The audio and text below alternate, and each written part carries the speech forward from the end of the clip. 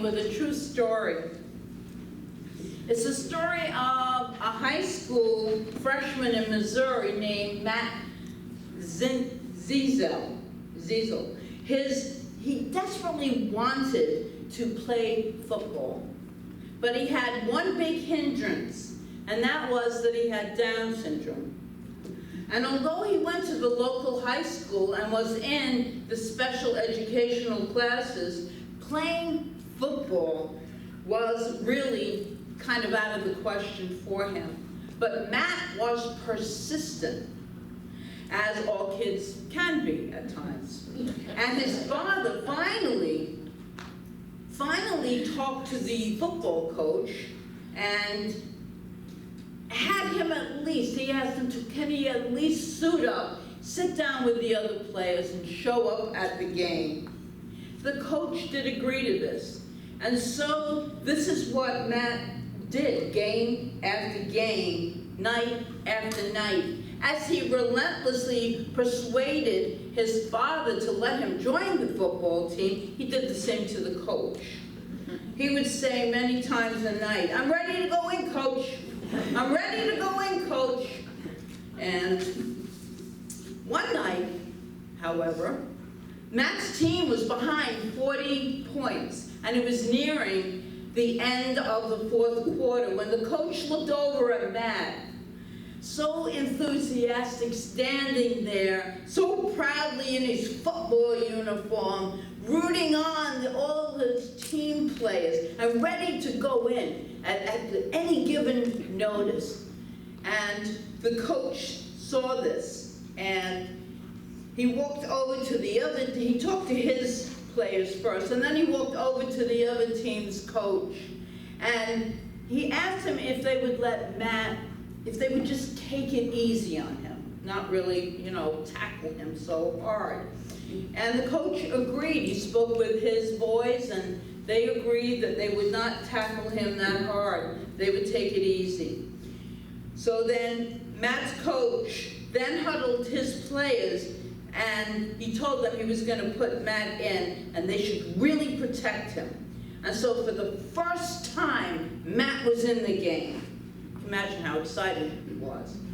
But what happened next, neither coach could have orchestrated.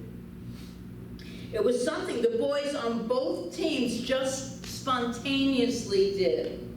The opposing team had possession of the ball, but their ball carrier passed it to Matt.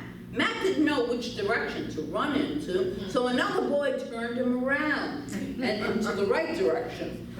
And the opposing team did a couple of fake blocks, and Matt's teammates protected him fiercely as he ran all the way down and scored a touchdown. But after that, what happened was the members of both teams lifted him high off the ground as if he had just won the game for them.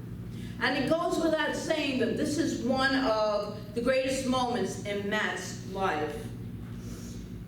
So why did I tell you that story to start our talk this morning? Not to manipulate you, not to make you cry, or, but to touch your heart. This is a heart, not the head, but to touch the heart and to give you an experience of what today's topic is about. Today we are going to explore a topic that can really best be explored at the level of the heart. In fact, it can be explored at the level of the mind. Helen Keller said it perfectly when she said, "The best and most beautiful things in the world cannot be seen or even touched. They must be felt with the heart." And we felt that story with our heart because it was a story about love. And as you can gather, this has been great. The topic today is all about love. The whole month we've been doing a series on our freedoms. And today, the last Sunday of the month of July, we are talking about the freedom to love, or the freedom of love. But what those boys didn't know was that they were being guided by love. They would never admit to that, but that love propelled them forward. Because love truly is, in its essence, pure kindness, givingness and kindness. I freely choose to love. What a great and powerful affirmation that is. I freely choose to love. Today we look at and feel into the idea of having this freedom to love. And for the final time this month, I want to share the quote that I've been using from Ernest Holmes, the founder of Science of Mind, New Thought, which is what we are, from his book, Science of Mind. On page 25, actually. He wrote, and some of the things I'm going to repeat today, and I did not hear Reverend Jolene's reading beforehand, some of them are going to match up. They're going to sync perfectly. Holmes wrote, "Freedom is the birthright of every living soul. Our inherent nature is forever seeking to express itself in terms of freedom. We do well to listen to this inner voice, for it tells us of a life wonderful beyond its scope, and a love beyond our fondest dreams." And we're going to concentrate on that last line, a love beyond our fondest dreams. And I want to make a point this morning, a very important point. It has a nuance of a difference from the points made about love in the past. And you have the right, undeniable and absolutely, you have the right for the freedom in any moment to know yourself as love. As love. Know yourself as love. I love that. And you're going to see why there's a nuance in that. This is different, subtly, but hugely important from loving yourself. We have spent lots of times, probably a lot of us, going to counselors, going to practitioners, going to workshops, going to ministers, seeking to love, to learn how we can love ourselves. Because that's the path to happiness, right? We have to love ourselves, which to me was always, in the very, very beginning, which is many years ago, was always like kind of challenging because I had to learn to like myself first, and then I got to learn to love myself. It was a whole thing of, many of us are taking that time and reading those books and learning how to love ourselves but we're still seeing through our many flaws. We're seeing those flaws. We're seeing all of what we have made up, our mistakes, our missteps, all those things in life. And then we're seeing ourselves as through the eyes of others, maybe others, unloving, misguided souls who neglected, hurt, or abused us. It's a lot of stuff to get through. And so we try to love ourselves in spite of all of this. Because something in us knows that we will be happier. And that life will have greater meaning and purpose if we could just get there. Because we hear self-love. That's the gateway to perfect relationships, loving relationships, all the stuff in life that we truly, truly desire. But here's the subtle difference in what I'm trying to say here this morning. We really don't need to learn how to love ourselves. We need, instead, to simply let ourselves be love, know ourselves as love. And for me, it's like learning to love yourself is learning from the outside to get in. And being that love is that love within. It's the inside exuding out. Big difference. It's so much easier for my mind to go to the place of knowing myself as love rather than the other. So it's just food for thought. The very essence of our worth, our purposefulness, Our value lies in the spiritual truth that we are loved. This is the absolute truth. Joel Goldsmith wrote in one of his many books, love does not come to us. Love is within us. But merely, no, that's not him. Okay, love is within us, and we must open a way for it to escape. And then we have, who most of us love, Rumi, 13th century mystic. He wrote this: your task is not to seek for love, but merely to seek and find all the barriers within yourself that you have built against it. Absolutely love that. That is so powerful. How many of us have built these barriers out of self-protection as children, as young adults, to protect ourselves from being hurt again? And so our job is to dismantle those barriers and just align with that love that is within us. Beautiful. Holmes, in Living the Science of Mind, wrote, God has deposited love at the center of your being, whether we know it or not. It's there. So a lot of people, we say, yeah, love is right, that person's love. Not with that behavior. But you gotta remember, those are human barriers that have been built up, walls. Some of them concrete walls that will never get chipped away in this lifetime. But that love is still present within each and every one of us. If we're all one, if we're all unified in the field of love, then it has to be. It cannot be just at these people, but not those people. It has to be everyone. There's a story of a conversation between God and some angels. Where shall we hide humanity's divine love? The highest mountain was one suggestion. No, somebody will be able to climb that highest mountain, and they surely will discover it. The deepest sea was another. No, that one's not going to work either. And then one angel said, I have it. Hide it inside of them. They'll never think to look there. Because we don't think to look there. Children coming in know it. They absolutely are pure love.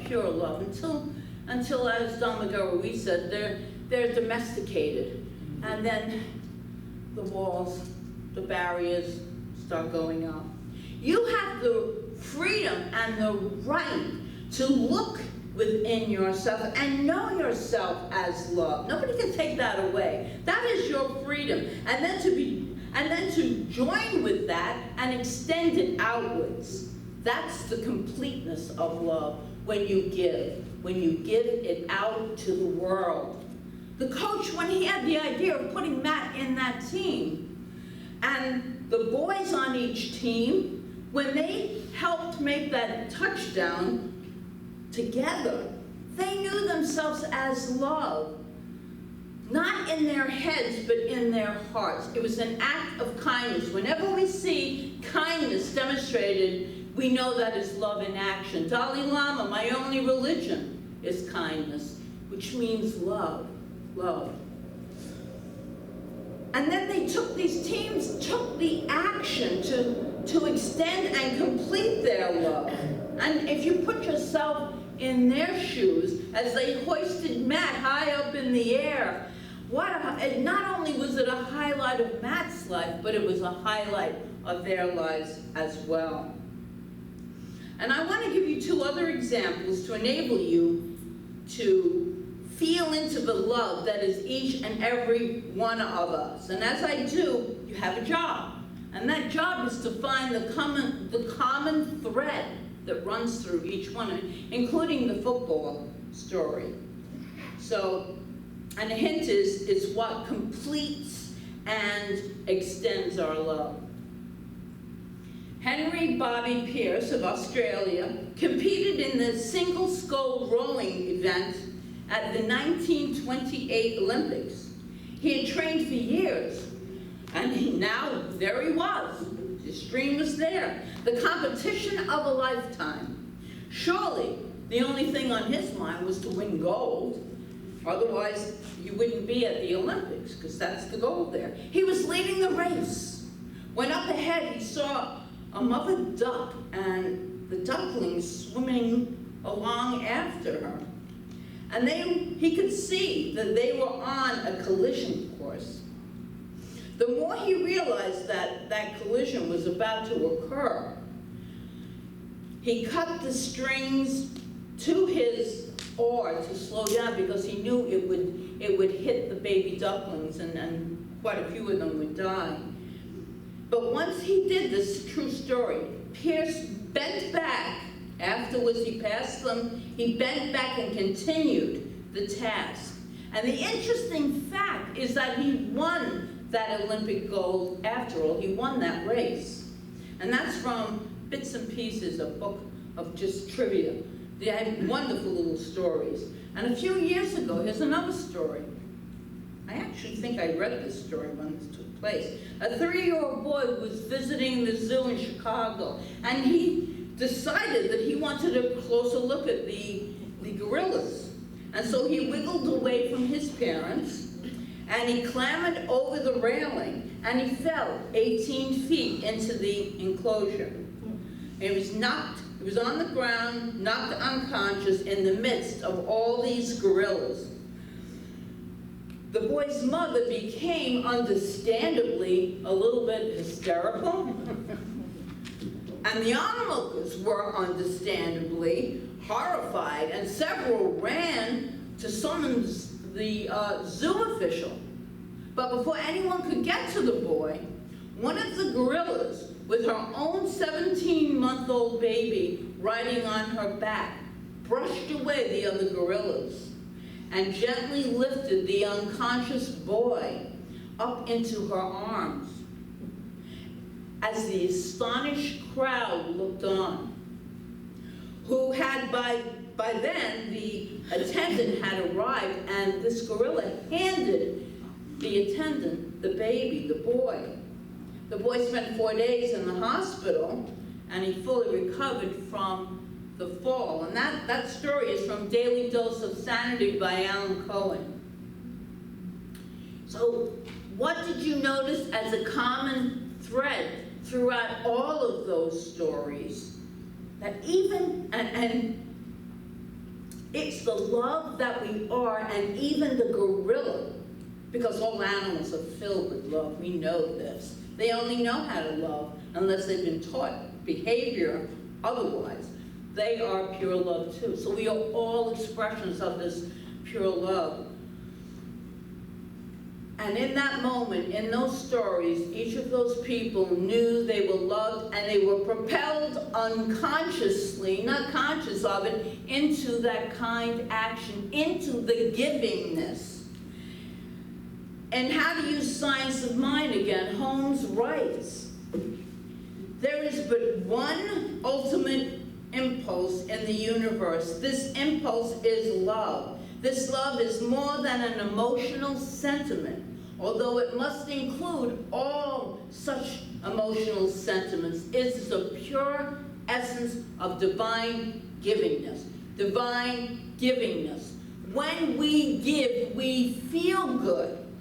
We feel good because we are in alignment with the loving essence of who we are. And when we're in alignment with that divine essence, we can't help but feeling good, because we are love expressing at that moment.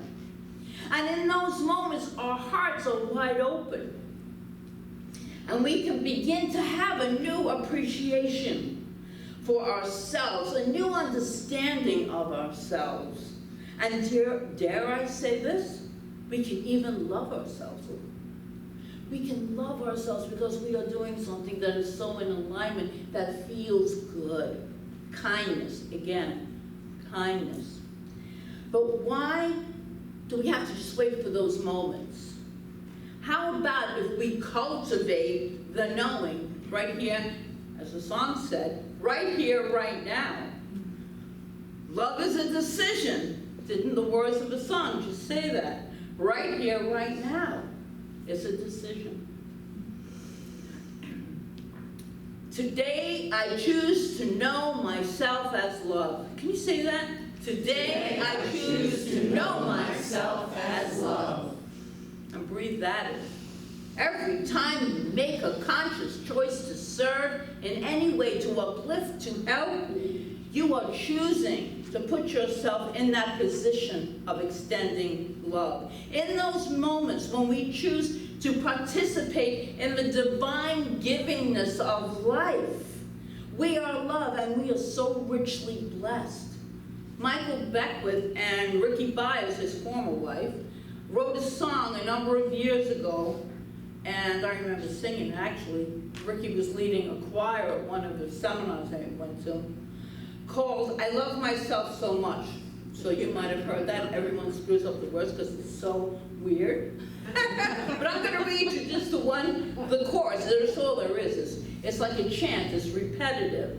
It's, I love myself so much that I can love you so much, that you can love you so much, that you can start loving me. I know you know it. Yeah, I know it. You want to? Can you play a little thing of it? No, not right now. All right, I'm going to say it one last time, because I would always get on that third line. It's like, I love myself so much that I can love you so much, that you can love you so much, that you can start loving me. It is only through love, Holmes tells us, that we find the presence in its greatness and can use the power of its fullness.